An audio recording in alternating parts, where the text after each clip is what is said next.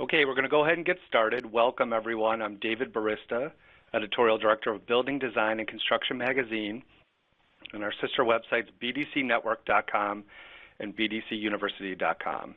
On behalf of the editorial teams at Building, Design, and Construction, Roads and Bridges, and Water and Waste Digest, I'd like to thank you for joining us today for this special sponsored webinar entitled Growing Demand for U.S. Expertise, Service Providers Are Exporters Too. Today's webinar is being provided by the Export-Import Bank of the United States, or EXIM for short. Our speakers today are David Josephson, Western Managing Director of EXIM, and Yolanta Coffey, Senior International Trade Specialist for the U.S. Commerce Service. David is a career international banker at EXIM. He is responsible for directing 4 offices on the West Coast, covering 11 states. His team provides exporters in the region a direct path to EXIM for credit insurance, loan guarantees, and foreign buyer finance. Today, David will discuss financial products that can help U.S. businesses close more deals abroad while mitigating the risk. In her position with the U.S. Department of Commerce, Yolanta is responsible for promoting U.S. exports and protecting American business interests abroad. She is a core member of the U.S. Commerce Service's Global Environmental and Travel and Tourism teams. In today's webinar, Yolanta will discuss how U.S. Department of Commerce resources can help service providers find more qualified international leads. Yolanta, I'm going to turn the mic over to you. Enjoy the presentation, everyone. Yolanta, the floor is yours. Hi, everybody. My name is Yolanta Coffey, and I am the Senior International Trade Specialist with the U.S. Department of Commerce, the U.S. Commercial Service in Baltimore, Maryland. So let's see, practicing my slide clicks here. Okay, so that's what I look like. And next, okay. So if you've never heard of us, we are the U.S. Commercial Service. And we are a small little agency within the United States Department of Commerce. And we're tasked with helping U.S. businesses, whether you have a thing or a service. We're here to help you sell that stuff internationally, abroad, all throughout the world. So we will help you sell your product or your service. It doesn't matter. And there is a little small army of us all around the world to do this. In front of you, you should see a map of United States. We're divided out by different regions, and that's just so somebody can keep an eye on us here in the United States. I happen to be from the Maryland-Baltimore area, so in the Mid-Atlantic on the side, you can see there's 40 of us. And then you can see Northeast has 35, Great Lakes has 28.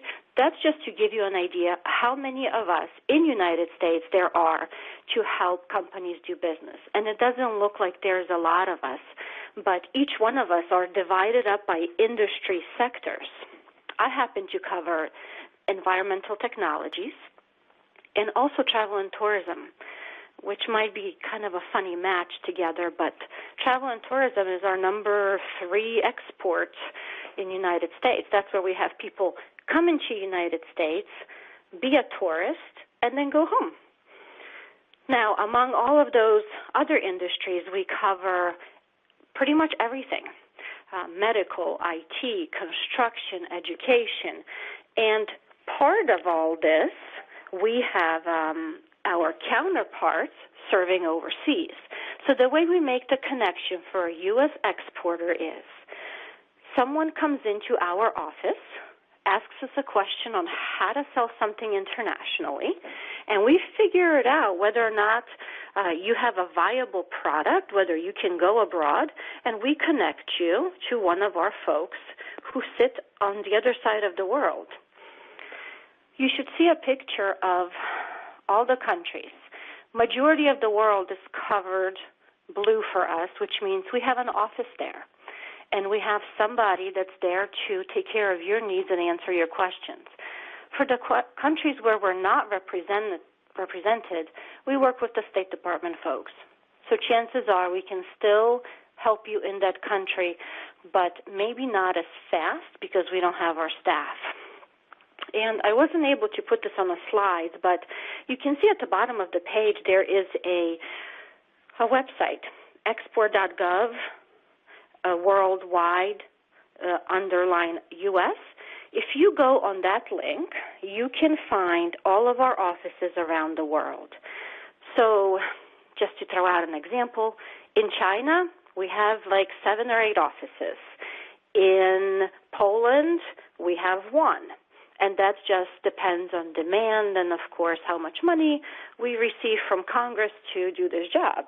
But the point of this is there's one of me someplace in the world that is tasked with helping U.S. businesses sell internationally. And let's see, there's about 800 of us, I think, in our agency, and we do a variety of different things. We are able to figure out whether or not the product that you're selling is a good idea to sell where you want to sell. And what do I mean by that? Let's say you want to sell bicycles to China. You know that the Chinese are using bicycles, and they are there's a lot of people there, and that might be an easy sell. Well, coming to us, we might tell you that, yeah, that's a great idea, but there's already 15 other companies that are doing this business there, and you might get shut out. It depends on price. Plus, we'll tell you about what the culture is like in that world, part of that world. We'll tell you what the exchanges are, what the rules are. If you're selling a thing, we'll tell you about how is it packaged, what you need to know. If you're selling a service, we might talk to you about writing contracts and whether or not you can just go direct, or do you really need somebody on the ground to represent you. So there are just a litany of different things that we watch out for you on your behalf. We take the export approach very simply. We take a look at your business. We help you identify the markets that you may or may not be more successful into selling. Bicycles in China are a great idea, but maybe bicycles to Mexico would be better. We also back that up with statistics. We back that up with market research and with information from our embassies.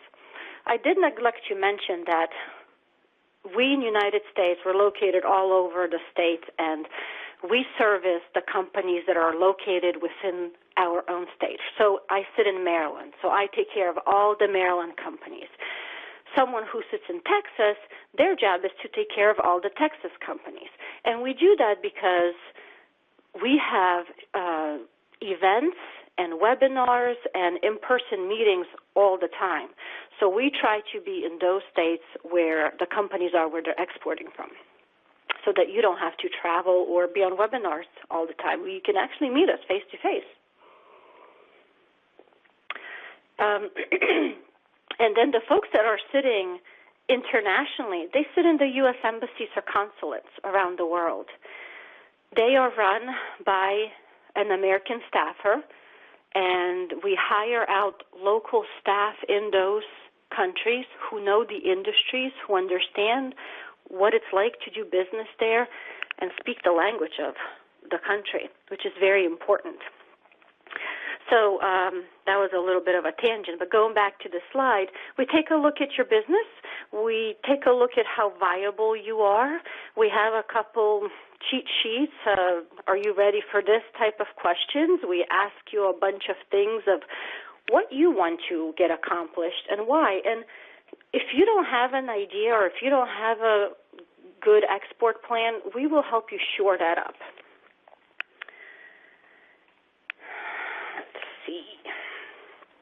So one of the things that we do pretty much 90% of our time is trade counseling.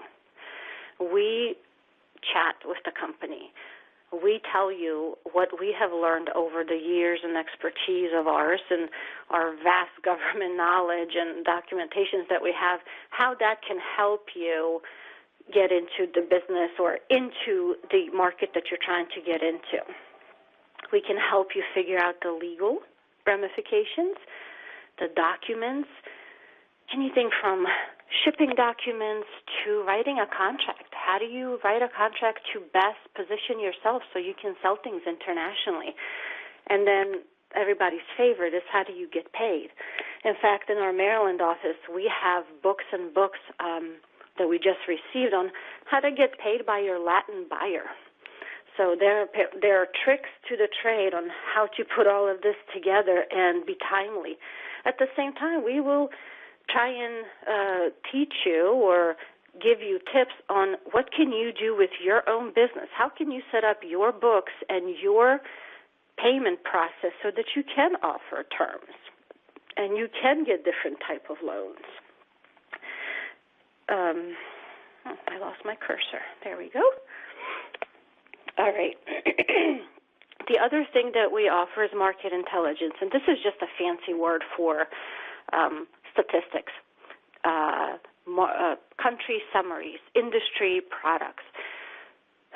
We have a vast library online that's accessible to anybody. It's completely free, and you can log in and literally search thousands and thousands of reports produced by our staff in the embassies on industry, country, processes of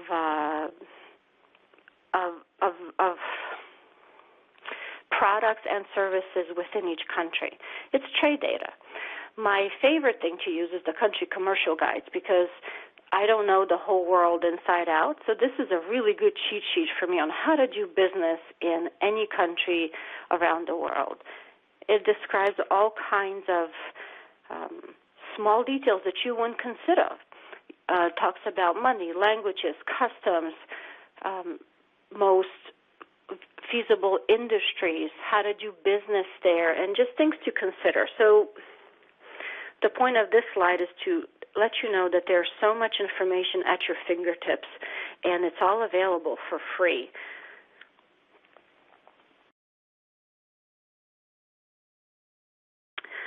We do have some paid services, and after this slide, I'm going to show you our cheat sheet for how much things cost. But one of the things that we do really, really well, and we have a great success with, is business matchmaking. We have we have about 2 or 3 products where we take in a bunch of information from you. We ask you a lot of business-related questions, and we do match you up with potential buyers in whatever country you're interested in going into. So you will, let's say you want to be in China and you're trying to sell your widget, and you have never been to China before, but you know that there is a really big market, and we've done the background homework, and we figured it out that, yes, it's very viable, and there's high potential. Now what you need in China is somebody on the ground that can work with you to help you get those bids and continue growing your business. So what we'll do is we'll ask you a ton of questions. We'll put together a list of maybe 4, actually it's up to 6 potential partners that you could meet with in person and discuss whether or not it would be a good match. And this is called the Gold Key service. This is where you will get on a plane, travel to our embassy or wherever we put in the service, and my counterpart that's already worked on this Gold Key with you will go to those meetings, and they'll sit with you and talk with you to the potential meetings that have been set up and pre-vetted so that you can understand whether or not you want to do business with them after this. And sometimes after the meetings, we'll translate English to English so that the cultural is not missed in the process. In addition to just matching up the meetings that we can pre-vet for you, We participate in trade missions and trade shows, and we do in-country promotions where we can literally take your company. Let's say you're selling something that's very particular, that you have an engineering software, or you have a product that really needs explanation, that it's not so easy to say, I want to sell you this, now tell me if you want to buy it, but it's something that you really need to kind of show and tell.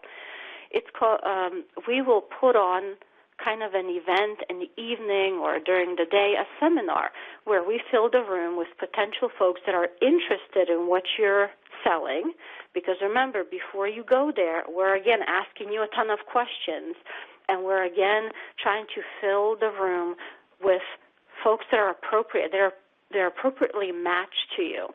And then you would go to the country and you would explain and do kind of like a dog and pony show, if you will. So, and I'm just glazing over these services kind of quickly, but there's a lot of intricacies, as you can imagine. Here's our price sheet. The prices are not very high. And the reason we have to charge prices is because Congress said we have to. So they told us to. We have to recoup some of the costs to perform our services.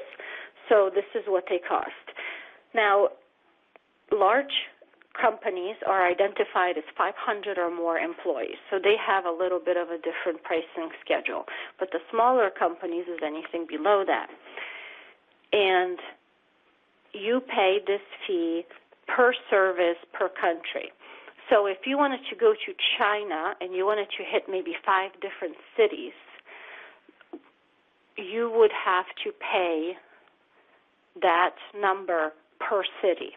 If this is a larger project, we often negotiate with our embassies and try and figure something out where it's a little bit more cost effective. But let's say you're going out to Asia and you want to go to Thailand and Singapore and China and maybe Japan and do everything on one leg, you would have to pay the service fee per each country. So, and then 2 years later you want to come back and do the same thing, again you have to pay the service. So that's how the money works out. And I want to point out that not only do we have the ability to match you up with appropriate buyers of your products, we can also match you up with appropriate partners, people on the ground. We can also prepare very specific market research.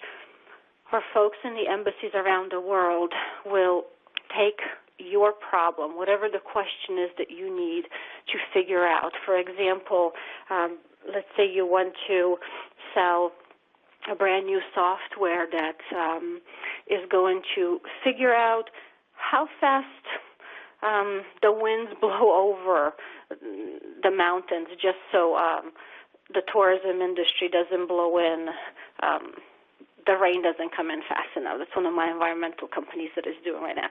We can put that research project together for you and answer those specific questions. Okay. Some of the other things that's kind of useful, if you're an advanced company and if you're bidding on projects put forth by foreign governments, we have an advocacy center in our Department of Commerce in D.C. There is a large group of people that will take your project, your concerns, and advocate you by name, your company by name, to the foreign government where you're bidding on your tender. So that's a very useful service if you're getting nowhere in foreign tenders. Now, unless there's another American company bidding with you, then we have to say, hey, choose a United States company instead of the French company. But if there's no other U.S. company bidding on the same tender, we can then advocate for you individually. A lot of companies have trade problems when they go overseas.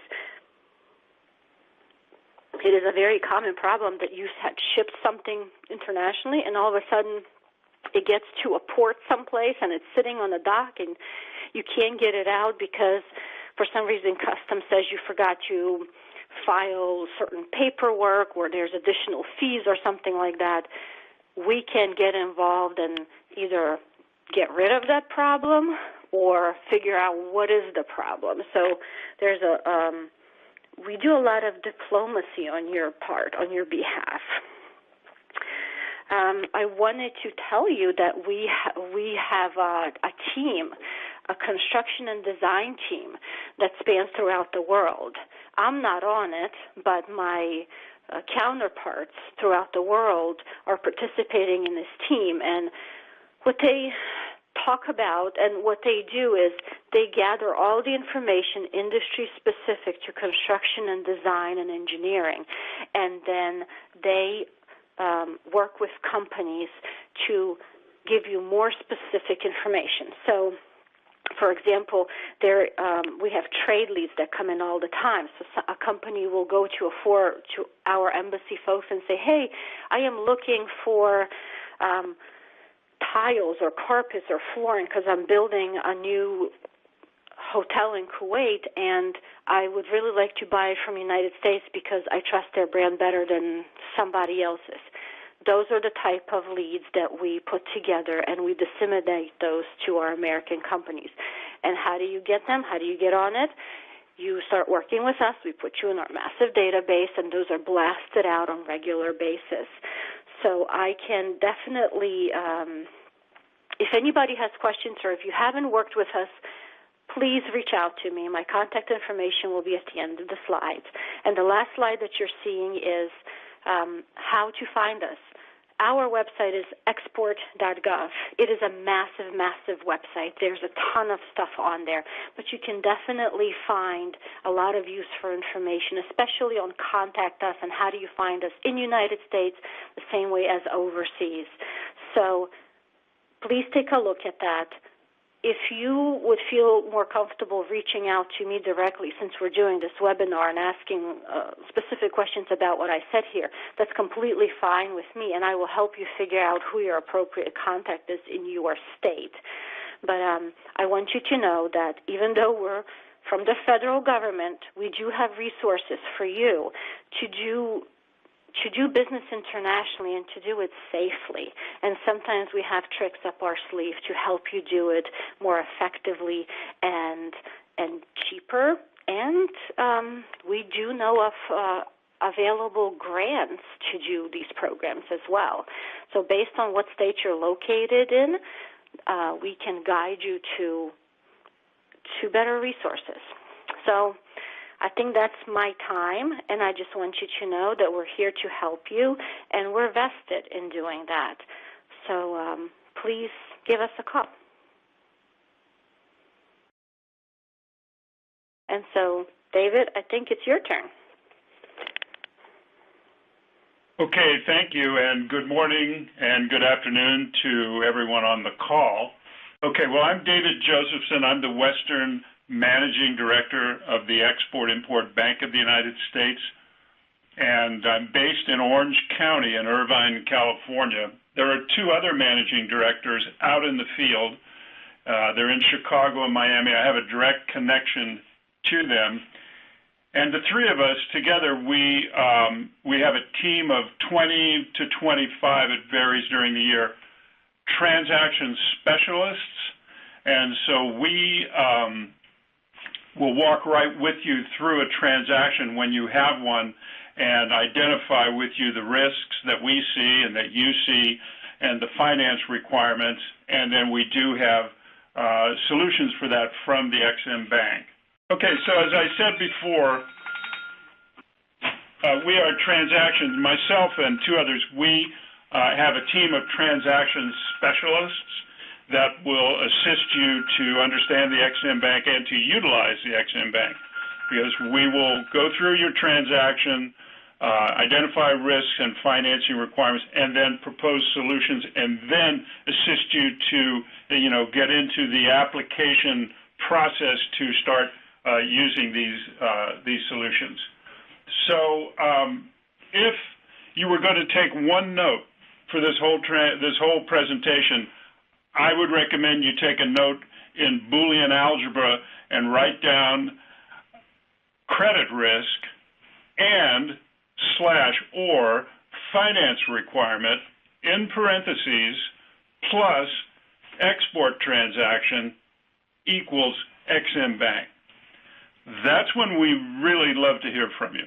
I mean, of course, we like to hear from you at all times, and we will assist you to understand our information, where to find it, and things like that. But when you have a transaction, you will have 100% of our attention to assist you with that transaction. So we are an independent agency of the government. We were set up in 1934 by a United States Congress who believed that imports and exports, that is international trade, creates wealth on both sides of the transaction. And in 1934, the United States needed a lot of wealth following the economic depression of those years. Fast forward 81 years to 2015, and a majority of the United States Congress still believes that international trade builds wealth, because a majority of the United States Congress in December 15th voted to renew the charter of EXIM Bank, which now will run out until September 2019. It typically, every 4 or 5 years, does come up for review. These were the results of our fiscal year 2016, and these were paltry results from a partial year of operating, because there was some political debate going on, and technically when our charter expired, we had to shut down operations. So we did not have as big a year in 2016 as we will have in this full fiscal year. So I mentioned solutions, and these solutions involve covering your credit risk if you need to grant trade credit to foreign buyers, and enhancing your company's balance sheet and your performance risk in front of commercial bankers by guaranteeing your performance risk when you take commercial loans from bankers and finance companies, and then arranging term financing at U.S. interest rates for your foreign buyers. So people might ask, but will my services qualify for term financing? Probably not. They'll probably only qualify for short-term financing. But a franchise fee covering a number of years of licensing and use of products and brands and processes and things like that, that is a capital expenditure by your foreign buyer, and a franchise fee is eligible for what we call medium-term cover from EXIM Bank, which is more than one year. So, the beginning, we learned that 26% of the attendees here were consulting, 30% ITT, 20% engineering. Well, we're in all of those industries, and we have typically provided services inside the industries of engineering, consulting, information tech, telecom, services, oil and gas, and mining. Credit insurance is risk protection, and it is also a sales tool. It makes your company competitive with other suppliers in other countries who are granting credit to their buyers. 60 countries in the world have export credit agencies, and your competitors are using them to offer credit terms to foreign buyers. And it's also a financing aid. One of the first questions we ask a company who calls us about credit insurance: do you want the insurance for risk mitigation, or do you want it for financing purposes, or both? Often, a company will want its foreign receivables financed by its commercial bankers or finance companies, and the bankers will say, sure, but get them insured first. So that's one of the main uses of export credit insurance. So we covered two groups of risk, commercial and political. If your customer goes insolvent or bankrupt while he owes you money, we will pay the claim immediately based on some kind of public acknowledgement of that, like a newspaper notice of his bankruptcy. If he is just not paying and not communicating, that is a protracted default situation, and after 90 days from the due date, you can then claim with EXIM Bank, and we will pay based on protracted default. Political risks that prevent your buyer from paying you on time, we pay immediately, and those are the ones listed on the slide here. And we have various types of policies. You will receive a policy for 1 year. You might buy one single policy for a single buyer. You might buy a multi-buyer policy. But you'll receive it for 1 year, and it will actually be a shell until you name a buyer to it. And then you name a buyer to it, and then you ship to that buyer, and we insure the risk of your credit terms that you offer the buyer, and that's how it works. Our coverage is 90% up to 95% of the amount due on the amount due from your foreign customer on your billing. So here's an example where it's a 60-day term that you are offering your customer. You perform your service, you bill them, and you tell them, please pay me within 60 days of the bill or invoice date, and you can insure that term with EXIM Bank for 65 cents per $100 of the gross invoice amount. And in this example, that would be $162 on $25,000. And now the $25,000 is insured for 95% of that amount, which is about $22,750 or something. I can't do the math, but you can do it. This is a slide that just shows you how the insurance works. Really, if you're 60 days from shipping to a buyer, that's the time to get in touch with EXIM Bank. Myself, I'll refer it, if you're from Tennessee, I'll refer it to the East Coast Managing Director. Please get in touch with us then, because it might take anywhere from a week to 2-3 weeks for you to get the policy going through the underwriting process, including approving your buyer. So you want to have the policy before you ship, even before I think you agree on a credit term with your buyer. Know that you're insured. Know that he's insurable. Then agree the credit term. So then you just ship on the terms. Excuse me, I'm not thinking of service. Then you perform the service and bill on the terms agreed. Let's say 60 days, and you report that to EXIM Bank, and you pay the premium on it, and now you're insured in case your buyer doesn't pay during those 60 days.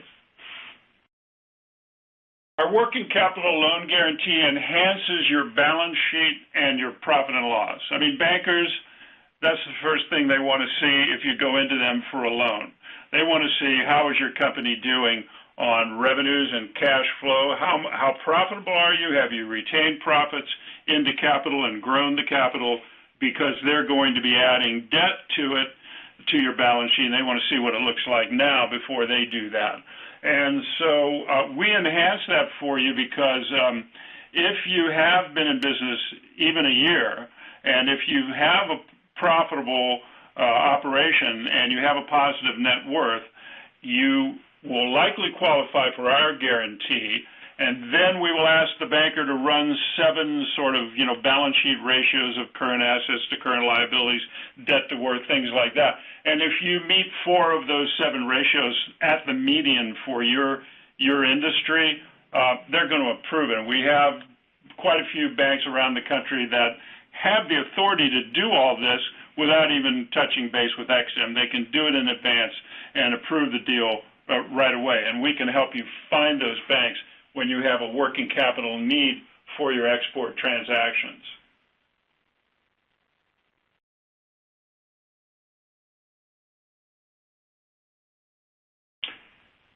For credit insurance, we do like to see a company in business for 3 years. We can make exceptions for a working capital guarantee if you've been in business for at least a year and perhaps have migrated over or hived off from a larger corporation, and you've brought people, you know your business, you've got the foreign business. So for a working capital guarantee, we might be able to approve a company that's been in business for a year. For export credit insurance, we like to see that you have been in business for 3 years. You have a DUNS number, and you have you have some commercial operation in your company, and then of course. We do have, being the U.S. government, we have a 50% plus U.S. content by cost, and for small businesses, we include all costs requirement for us to insure your exports. I mentioned in the beginning all the industries that we have supported and will continue to support, whether products or services, but we don't support we don't support munitions exports, and we don't support, this is by congressional law, we don't support export of anything to a military force unless it has dual use. An example of a dual use, let's say software, would be the software that works an instrument landing system at an airport to allow airplanes to come in on instruments, and the buyer, because maybe it's a small country, is a military air force of that country, because in that country the military runs all the airports. However, at that airport, civilian airplanes also land, bringing tourists and civilians for business. So that's a dual use of that software for that ILS system, and that would be approved at EXIM. And we're open in 160 countries with various levels of conditions, from absolutely no conditions at all, and most of Latin America and is no conditions at all, and all of Europe. I mean, Western Europe, almost no conditions at all. And then as you get into progressively higher perceived risk countries, we do have conditions like we want a banker to guarantee it, or we want the Ministry of Finance to guarantee a loan if that's what the situation is. And that's all listed on our country limitation schedule, available on our website. And then here's a case study. The print's very small, but it is a software enterprise risk management company in Virginia, and they are exporting to Saudi Arabia. And basically, it's a service, it's a consulting service, and they insure the receivables from the buyer in Saudi Arabia with EXIM Bank.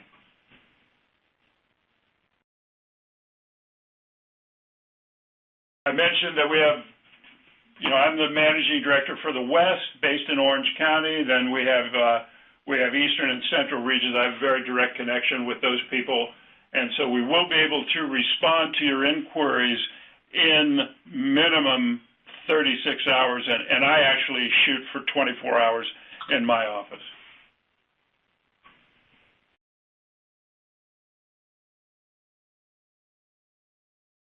And that concludes, so I'll turn it back to the moderator.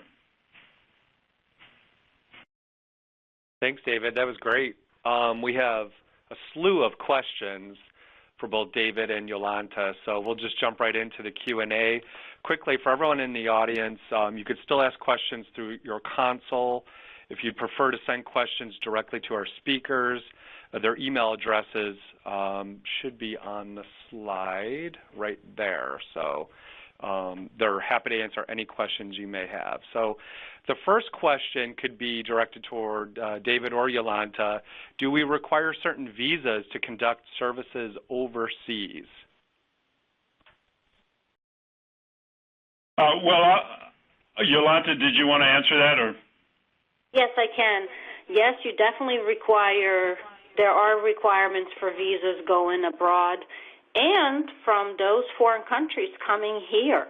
So if you need to go to a country to do the meetings, in-person meetings, we will help you figure out if you need a visa and how long it will take to get one. In the same sense, if you go ahead and sign a partnership with somebody in China and you want them to come over here and visit you at your headquarters, they will also need a visa, and we can help you walk through that process as well. That's great. Okay, this question's for David. What is the EXIM application process like? Can you kind of walk the audience through that process? Sure. It begins with the very first question we usually ask, do you have a contract? Because we don't set up in advance lines of credit that might be used or credit insurance that might be used based on contracts that you hope to obtain. So we deal only with companies that either have a sales contract or, they've done some work and they know they're within 60 days of actually closing the sale. And so the process is not very difficult. For the credit insurance, it's a 2 or 3 page application, depending on the policy that you use. We have an online application system. We will assist you to use it. You'll press the button to submit your application, and then within a week to 10 days, you will get a policy quote back. We'll assist you to accept the policy, and now you have the policy, and presumably when you applied for the application, you also named some buyers. Those buyers might take 2 weeks or so for us to check out, or you can do that in advance yourself and send in credit reports on the buyers. So basically, I think we're talking about 2 to 4 weeks to get a policy that's up and running and ready for you to use. And after that, we will show you a list of insurance brokers who are highly qualified, highly transaction experienced people that will help you run the policy, make sure that you are keeping it valid by reporting your services that you insure. Yolanta, this question is for you. What are some of the recommendations you could give for first-time exporters or current exporters searching for that right foreign buyer? Well, I think this would apply to both experienced and not experienced exporters, and it's do your homework. Whatever country you choose to go into, do your homework about what it's like to hire a person or to work with a person from that foreign country. For example, in Singapore, if you sign an agent agreement, it's kind of for life. You are now married to that agent forever and ever. You can hardly get rid of them. When you're searching for a person and you're having your meetings and it just sounds really good to be true, it's just great, start asking some of those deeper questions. So I would say the most simple thing to do is treat those type of search methods as you would in the United States. Ask some of the same questions. You're doing a background check on them. You're doing your due diligence. And take your time with it. Don't rush into it. Americans tend to take one meeting and say, okay, that's it, I'm done, where do we sign, let's shake hands. Foreigners are a little bit more cautious than that. So take your time and be patient.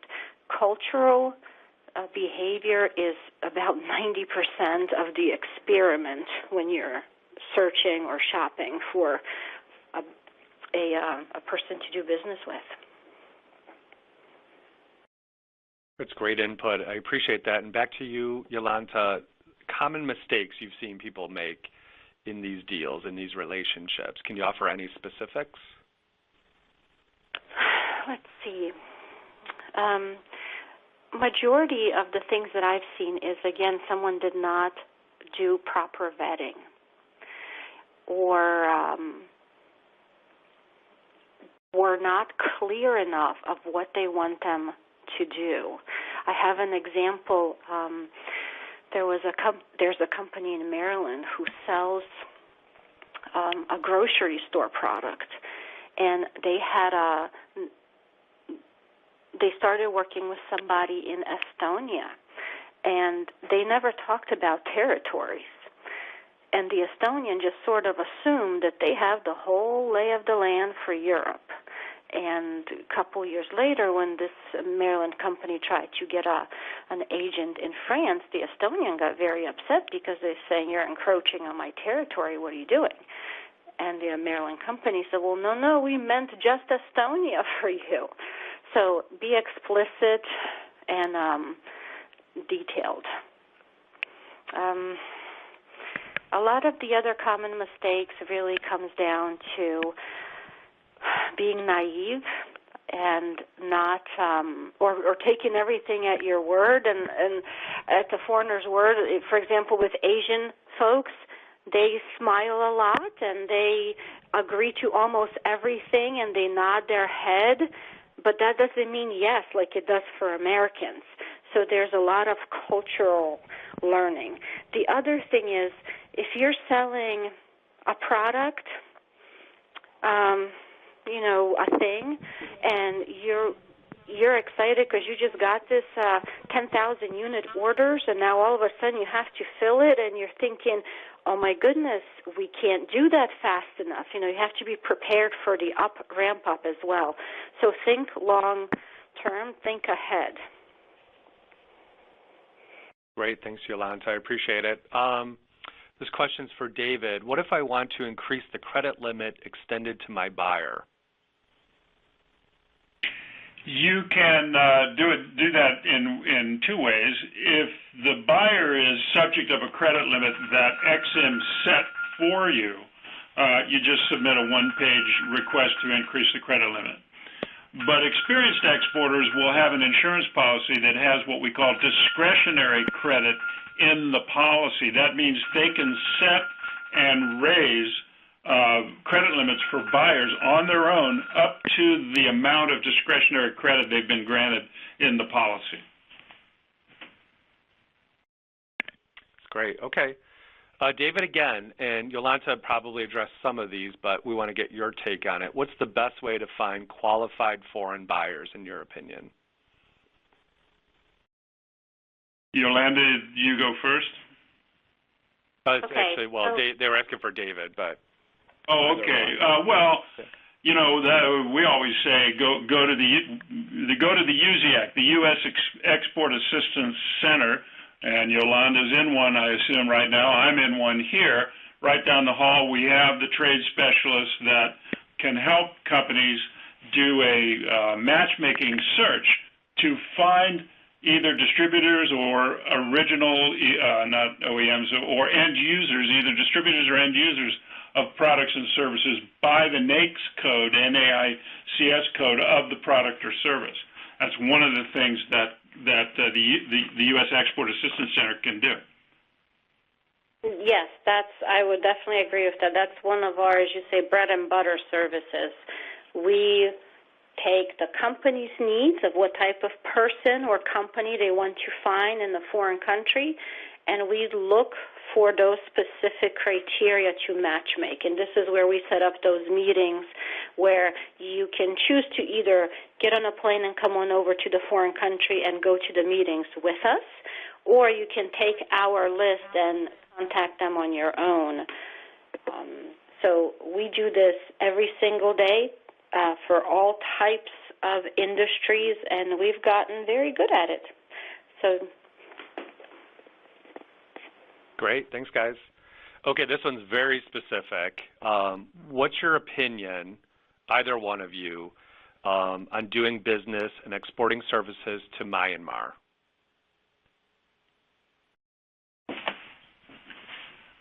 I'm running to look at my country limitation schedule. And this it's okay is if you don't have an opinion.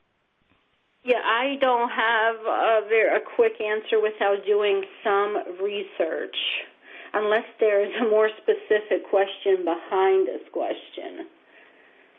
Yeah, you might want to reach back out. I'm almost there if you could give me 15 seconds. Okay, let's wait for David. Yeah, we can pretty much answer lots of different questions on individual countries, and sometimes you can't export certain products to a country. Or sometimes, the whole country is off limit, but I do not know enough about this particular one to not tell you a big lie. Okay. Anyway, so we, for some reasons, and please don't ask me because I am not a political scientist, for some reason we term Myanmar as Burma, and I'm sure there are lots of political things about that I have no clue about. But I can tell you that in Burma, we are open in the public sector. That means the government and even quasi-governmental agencies like airports and things like that if they're owned by the government. And we're open for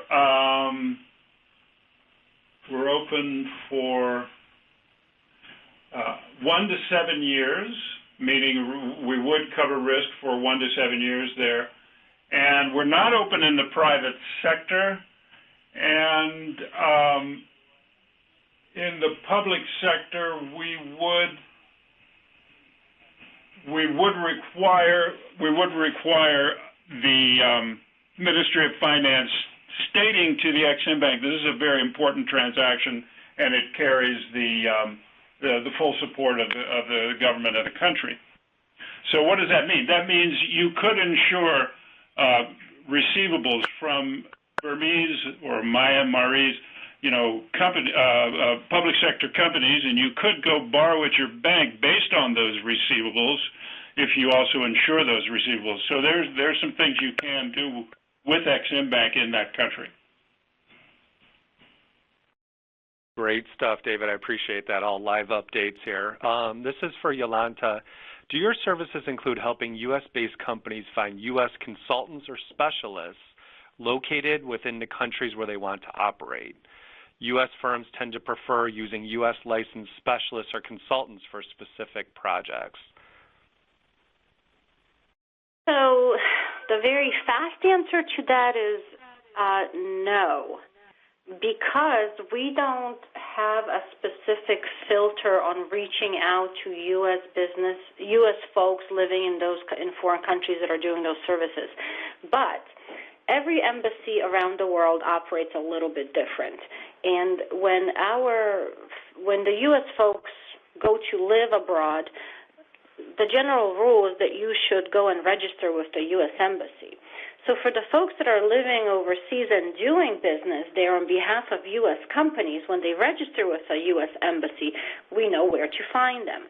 Not everybody does that. So when we seek out appropriate partners for matchmaking services, we look at the criteria that the company puts forward, and it depends on what country we are. Sometimes we can do that, and sometimes we can't, just based on the logistics of the way the U.S. Embassy works in that particular country. But it's possible. Great. Back to David. What is the role of the broker-dealer in the relationship? Well, just a correction in terms, broker-dealers we normally think of as, dealing in securities and licensed by the National Association of Security Dealers. We work with just plain brokers, and these are insurance brokers, and they're typical of brokers who would set you up with a fire and theft policy on your business and things like that, except that these brokers can also work with export credit risk insurance that's issued by EXIM Bank and also by private sector insurers.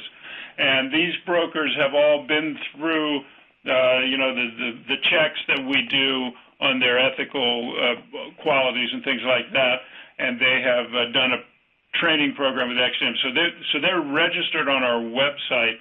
And we recommend to you that even if you buy a policy direct from me or one of my colleagues, once you have that policy in place and are using it, about to use it, you really should have a broker on it to make sure, because that's one of the services they will perform, that you're using it correctly, you're reporting your services that you're insuring, you're not over performing on a credit limit. I mean, billing higher than the credit limit established for a buyer, because if you do that, you really should have increased the limit and things. And so there are technical things there that they will assist you with, and you don't pay them for their time or for their tasks. We pay them. We pay them from the premium that you pay EXIM Bank when you insure your services. David, thank you so much. Yolanta, back to you. What type of documentation do I need to prepare to work with U.S. commercial service? Well, we need to know that you are a registered, established business. We need to know that the product or the service that you're selling, you're allowed to sell. So if it's your own invention, you just you need to indicate. If you're a reseller of something, we need to have the paperwork to indicate that you're able to sell that product. And then the companies that are most successful that work with us are ones that have been in business for a couple of years and have established themselves domestically. The ones that have not done so yet are often not